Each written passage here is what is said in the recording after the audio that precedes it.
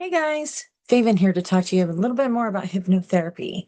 So today I thought I would introduce you to the theory of mind, okay? And just explain to you a little bit how your brain works, okay? So if you can see this, let's pretend this circle is your brain, okay? And when you're born, you're basically born with a blank slate, correct? All you have is your reptilian brain for survival, which encompasses your fight, your flight, and your freeze sympathetic nervous system. I'm sure you guys have heard of that, right? Like, when you get worked up and you have to fight or flight, like back in Neanderthal days, to survive, we had to either fight or flight at all times, correct? Well, nowadays it's not the same anymore. We don't have to fight or flight anymore. So now what do your body responds with the same general response system, but we now really experience it as anxiety and the blues. Like not super clinical kind of blues, but you know what I'm saying, like down in the dumps kind of days. You know what I'm saying? As your flight and anxiety more as fear, okay? So let's just keep that in mind. So as we're born up to about the age of 8, we're super, super impressionable, right? Like everything you tell a child is the gospel, right? So from 0 to 8, we develop what we call our subconscious mind, which is about 88% of your mind power, okay?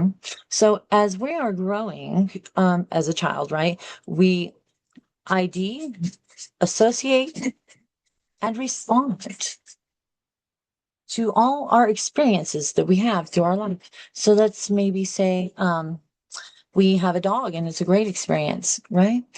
So that becomes a positive known. And these are all our experiences, right? Our knowns, things we know about, things we've experienced, things we've had experience with, right? And growing up in our life. So these can be positive or negative. Doesn't really matter. Because just because you had a positive experience with a dog doesn't necessarily mean someone else did. They may not have had a positive experience with the dog. Um, and so their body will, experience the fight flight as, oh shit, get out of there, right? So so again, as we're growing, we have experiences. Okay. We ID, associate, and respond. Okay. So just like with the dog, now that we know the dog, we know about dogs, we associate any dog we see with the experience that we've already had, correct? So then there's your association, and then you respond in the way that your experience leads you to. If it was maybe a negative experience, you would respond in a negative way.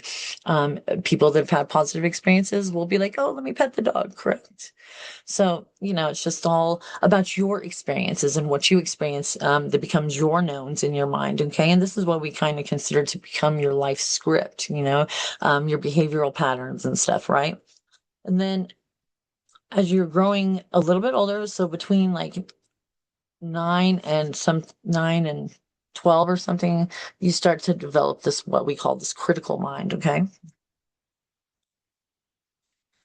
Okay, this is like a little filter, okay, that develops between our subconscious and our conscious as we, get a little older. That's about the time when your children start asking you, well, why do I have to do it this way? Why can't I do it that way? Right? Because they're developing their own sense of, how to do things. They're starting to develop their logic, their judgments, their reasoning, willpower. Now, that's only about 12% of the brain, this conscious awareness, okay? This is only 12% of the brain. So you can see who's really running the show here, right? Because subconscious is doing it all without you even realizing it, right? So let me give you an example of okay, so hypnotherapy, what it does is it creates like a little doorway right here through this critical mind. So what we do is we get your doorman out of the way so we can sneak in, change your knowns in your brain to help you to move towards your positive goals, right? So um, let's say for instance, you're a smoker. Okay. So okay, you've been a smoker a long time, right? Now you have this thought, you're older and you're like, ooh, I should quit smoking, correct? So this logical thought comes into the brain. It hits this critical filter here. The critical filter checks the subconscious. Now, if it doesn't have knowns about this stuff, or your knowns are not in agreement with what you're thinking, it kicks that thought right out of the head. So since you have been smoking, and now, of course, you weren't born with this whole positive association with smoking, correct? This is something that you learned in time. When you were growing up, you said, oh, look how cool they were, or maybe they were socially accepted, or whatever it happens to be. And so you yourself started smoking because, the very first time you smoked, it was not yummy. It wasn't like, oh, that was wonderful. I need more of that, right? No. So, okay, so it was a learned association, correct? And so in the brain, you have already developed what we call positive associations, okay, with smoking. All right. So when you have this logical thought that says, hey, I want to quit smoking, it comes in and hits this critical filter here. It says, wait a minute. Nope. We have, nope, nope, nope.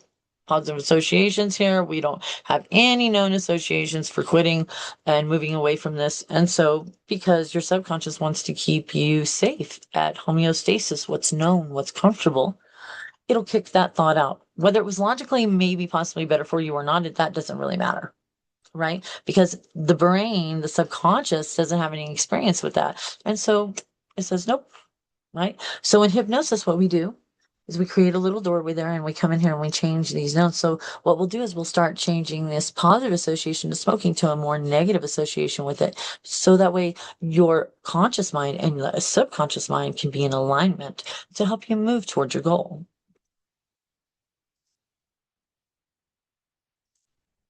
I don't know, like that one. Let's try that one more time.